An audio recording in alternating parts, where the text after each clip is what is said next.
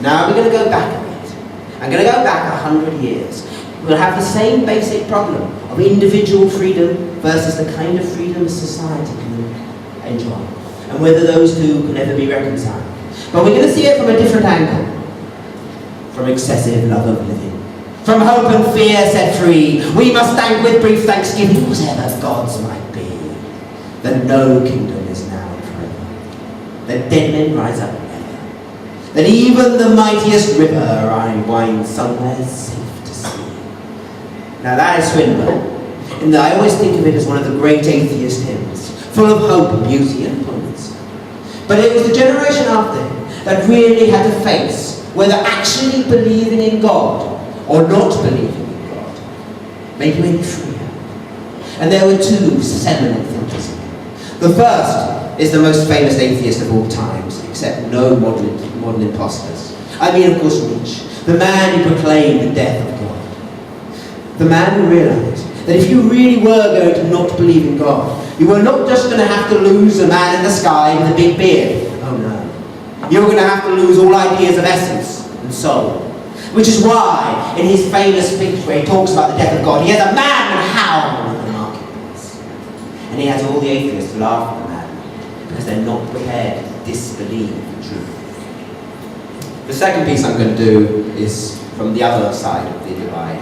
This will be Karl Marx, and I'll talk about that more at the time. Now, the piece I'm actually going to do, though, isn't from Game Science and the Death of God. It's a little bit later in Nietzsche's work. It's from about 1888. It's from Beyond Good and Evil. 1888 to 1885, actually. Beyond Good and Evil. And at the start of Beyond Good and Evil, he has this very long series of deconstructions of various philosophers, which is very funny. And in it, he has a total reworking of Kant, where he accuses all Kantian philosophy to just be wordplay. And that inspired this one. But I'm playing with it, and I'm doing it story-wise. So that means I guess I'm busking most of it. Okay? Oh, and there's a role for the audience. So are you all up for a role? Yeah? At one point, you are the people of Königsberg. And at one point, you'll come before Kant, and your cue is, have you done it yet? Have you? Right? And this will happen twice. And the first time it's, have you done it yet? Have you? And you are meant to say, have you thought the thought that's ne'er been thunk? So should we try it? Have you done it yet? Have you thought the thought that's never been thunk? So it's thought the thought that's never been thunk. And then it happens a second time. And the second time you go before Kant and you say, have you done it yet? Have you plundered the ponder that's ne'er been plumbed?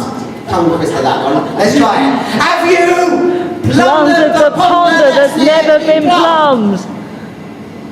We'll do it one more time. Have you Plundered the ponder that's never been plumbed? Right. If I'm not doing it with the mic, I say outshoot me, but it's probably not wise. So this is from Beyond Good and Evil. Useful this one. I also get to wear my hat. There was once a man who everyone knew was so good. He lived in the misty city of Königsberg by the cold Baltic Sea. And he always got up at 5 o'clock every morning. And let's face it, you've got to be good to do that. And he never wore elastic. He designed himself a pair of suspenders, made out of clockwork for the record. And he always went for a walk at exactly the same time. It was, yes, there it is, 2 o'clock. And he wrote great books. He wrote them on physics, metaphysics, pataphysics, astrophysics, health and safety, health and harmony. And he read great books too. And so it was no real surprise one day when he disappeared into the closet, holding in his hand a great tome. But everybody muttered, because they saw it was by an eminent Scotsman. And then in those days, if not in these, all books by Scotsmen were either full of threadbare economics, bankrupt morality, or concepts of coruscating and corrosive nature. And this book had all three. It was the manservant, Pepe, who heard the bellow of fear and rage, of ecstasy, echoing through the house early one morning. And he ran down, "Mr. Kant! Mr. Kant, are you all right?" And Kant turned to him and said, "No, Pepe. It is this book. This book I'm reading. It's just proved to me God does not exist." "Oh, Mr. Kant, I wish you hadn't have told me that. I'll have to wash my ears out. That's blasphemy." "Don't worry, Pepe. This book has told me more than that. It's just proved to me you don't exist either." "What, me? That's a bit personal. What have I ever done to Mr. Kant?" "Don't worry, Pepe. As long as you carry on doing your duty, nobody's going to notice too much." "It's much worse than that, though, Pepe. This book has just proved to me, here it is, I do not exist. And I have to confess that is a bit of a wrench. But that is not the half of it, listen, Pepe." "What, not the half of it? What a horrible book. Fancy proving that you, me and God don't exist. Whatever were you to Mr. You?" "No, it isn't, I tell you, the half of it. For that book has just proved to me philosophy doesn't exist. And that means I am out of a job." "Oh no. What will happen to me? What are you going to do, Mr. Kant? Are you going to take this lying down?" "No, Pepe, I'm not. I'm going to stay in my closet and I am going to think. I am going to think the thought that is the hardest thought to think. The thought that has never been thought before. The thought that will answer that man's thinking. The thought that explains all thought." And Pepe was very impressed. And when people asked Pepe where Kant was, he said, "Well, he's thinking a thought that's never been thunk." And everybody wondered what the thought would look like. And they waited with bated breath. Now, it was 5 o'clock one morning when the bells of Konigsberg swang loud, and everybody hearing that sound knew it must be Kant, and they knew they were summoned. And they all went down to the marketplace, and they all came before Kant, and they said, "Have you done it? Have you Thought the thought that's never been thought before?" And Kant said, "Yes, I have. I've thought the thought that's never been thunk. I've thought the thought that is the hardest thought to think. The thought that will explain all thinking. We think by means of thought." "I thank you." Except, of course, he called it an a priori synthetic truth, which made it sound so much cleverer. And everybody gave him 3 great big whoops of joy. But then a bright spark turned to Kant and said, "Hang on, Mr. Kant, you've explained thought, and I'm thinking about it, and I think you've got the answer there. I would have thought that. But you ain't explained morality. Why shouldn't I hit my neighbour?" And he turned around and he hit the person standing next to him. The person standing next to him hit him back, and soon there was a fight stretching throughout Konigsberg. And then they noticed Kant had disappeared. And they asked Pepe, "Where's Kant?" Pepe said, "Oh, he's gone off to his closet. He's gone off to plumb the ponder that's never been plumbed. He's gone off to think and to ponder about morality." And throughout Konigsberg there was silence, punctuated by only the yell of pain as somebody was hit. And they kept on asking Pepe, "Oh, we're getting terribly sore. Can we hurry up, please?" And Pepe said, "There's no hurry in the master." It was 5 o'clock on winter's day when the great bells rang, and they all trooped down to the great square of Konigsberg. And there, sure enough, was Kant. And they all came before Kant and they said, "Have you done it? Have you plundered The ponder that's never been plumbed?" "I have. I plundered the ponder that's never been plumbed. The ponder that is the hardest ponder to ponder. The ponder that will explain morality. We have morality by means of morals. So thank you." Except, of course, he called it a categorical imperative, which made it sound so much cleverer. And everybody gave him 7 whoops of joy, and Kant there and then offered to explain art. But the good people of Konigsberg said no, they didn't want art explained at all. They weren't funding it anymore, and they thought 2 critiques was quite enough. So Kant went back to his closet. But throughout Germany, all the young thinkers heard of Kant and his many exploits. And they all went off into the beer gardens of their own. And they came back with new faculties, new thoughts. We had a faculty for good, a faculty for evil, a faculty for judgment, a faculty for will, a faculty for being human, just in case you weren't. And so it was, philosophy entered its wild springtime.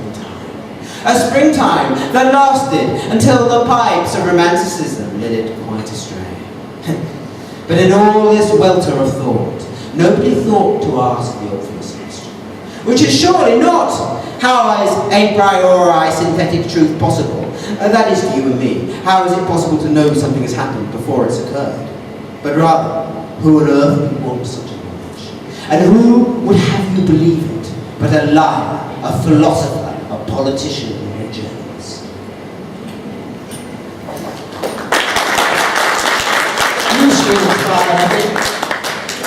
My next is from a philosopher who I always feel terribly sorry for. He's the other side of lots of the philosophers I'm doing tonight. He's one you've all heard of and all know. And perhaps most of you think you do know. Probably even read. It's Marx. The thing about Marx is that we tend to kind of concentrate on the easy stuff because he doesn't really pull things together. But for me, the central thing in Marx is actually Das Kapital. It's a particular chapter of it. It's chapter 15, which is his theory of machines. And it's the chapter where he does things like invent the phrase industrial revolution. Did you know Marx invented the phrase industrial revolution? He gets it the wrong way around, but it's the first to come. And it's the chapter that gives you the clue to what he's really trying to say. So I call this the 3-minute Marx, or Marx in 3 arguments and a panic attack. And you'll get why as I'm going through it.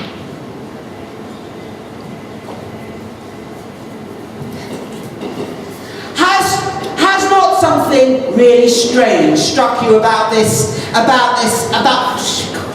revolution in industry of ours. Think for a second what we do.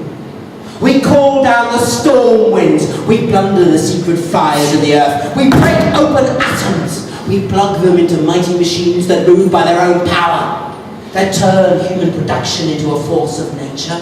But what? Make a new hat? 57 varieties of ice cream? We've taken then the wild power of nature and made it the blind servant of our idle whim and fancy. We've more than that though, haven't we? We've taken desire and turned it into a mighty peer of nature and given it the right to punch and punch and punch where and when it will in this world of ours, and laid upon lust the near Kantian duty to pull out new desires, new whims, new fancies, so that future generations will rave and crave what we cannot yet dream of, we wouldn't even like. Second argument.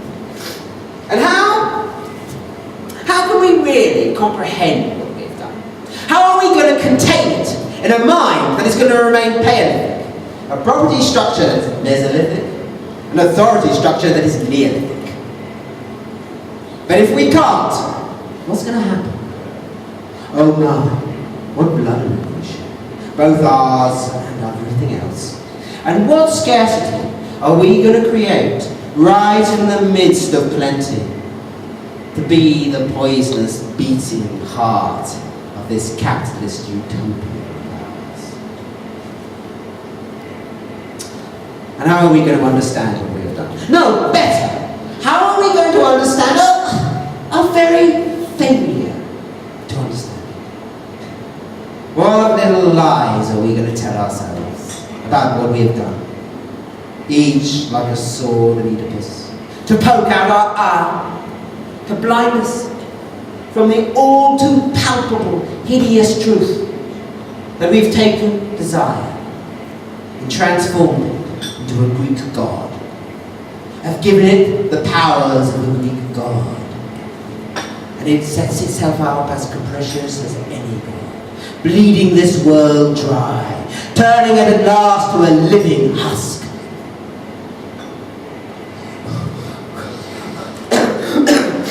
Oh my comrades!